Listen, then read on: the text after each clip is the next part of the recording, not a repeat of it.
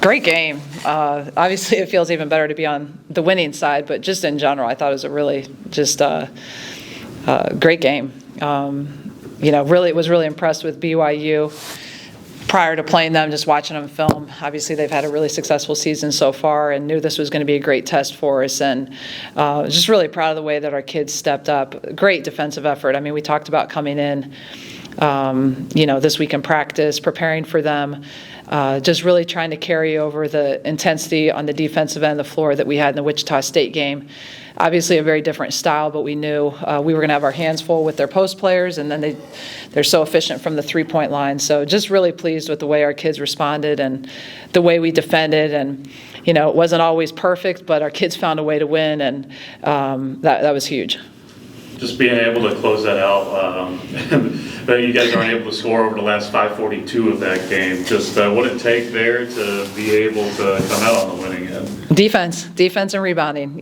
Certainly we had some lulls there offensively and didn't stick some free throws that we, certainly wish you would have. But, just our defensive effort, intensity, focus, physicality was outstanding. And certainly we don't win this game without it. So, I thought that was huge improvement. And to be able to carry that from the Wichita State game, we just have to keep building on that.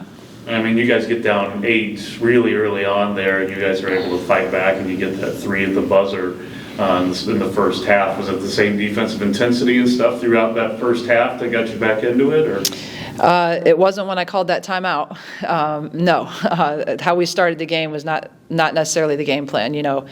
I think we had talked about getting Gustin as high as possible out and away from the basket, and the first 2 shots she took was inside the men's charge circle, and so, we weren't going to beat them doing that. And I just thought we had some lapses a little bit on both ends of the floor, and just called the timeout.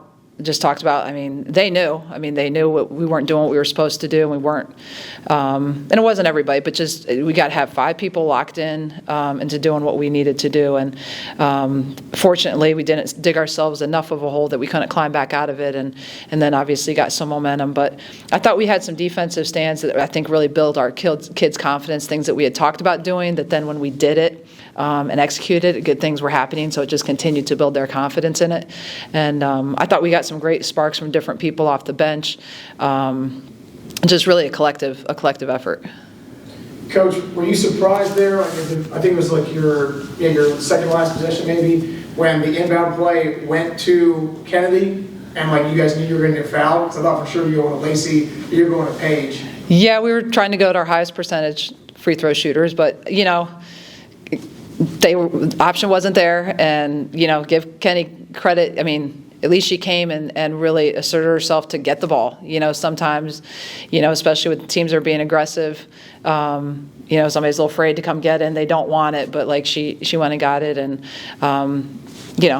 unfortunately we missed free. But it's a great position to be in. She's going to be in that position again come conference time, maybe tomorrow, whenever it is. And sometimes you have to be in that position before then you excel in that position. So I think certainly it wasn't necessarily as we designed it, but again, it worked out in the end.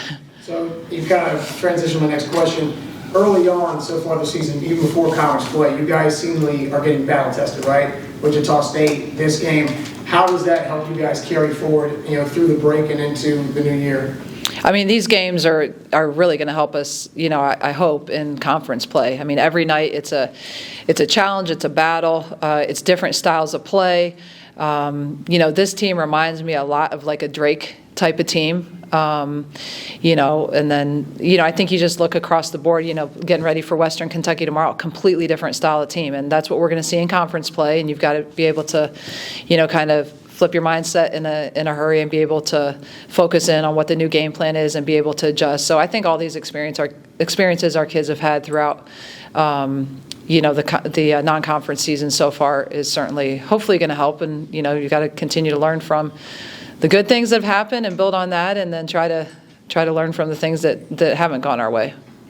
You've only played 8 games to this point. Is that by design, and have you been able to use extra practice time to really benefit things? I wish we had played more games. You know, you look at BYU, I think this was their 12th game tonight, obviously heading into our 8th.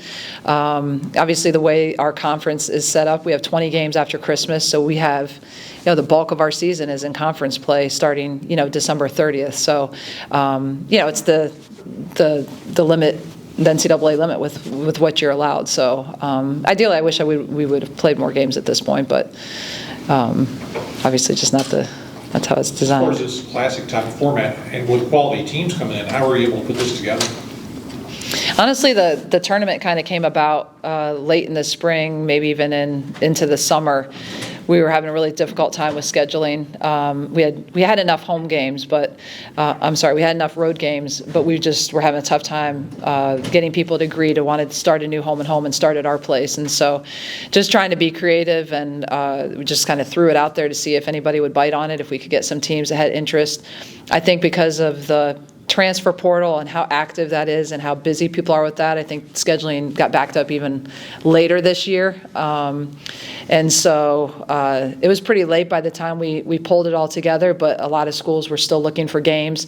And then Nevada was the first to call and say that they wanted to come, and then obviously drew interest from BYU and Western Kentucky. So I think people like the idea of being able to get one, if not 2, neutral games, a neutral site, even if they're going on the road, that they got to play a neutral game.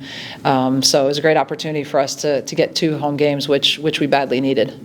Net-wise, that's the best team you guys have beaten all year. They're ranked 2 ahead of Mizzou. Just where have you seen the improvement from this team from opening day to right now, to where you guys are starting to look better heading into conference play? I think we've grown a ton. I think I think if you look across the board, just how much more assertive and confident Lacey is. Even our freshmen, I mean, Kira had some huge plays tonight in key moments, playing a lot of minutes. I thought our post players have finally really started to show their assertiveness on both ends of the floor, which we badly need, and it's kind of taken a little bit to get that going. I don't know. I think just across the board, the more we're playing together, obviously we have 8 new kids.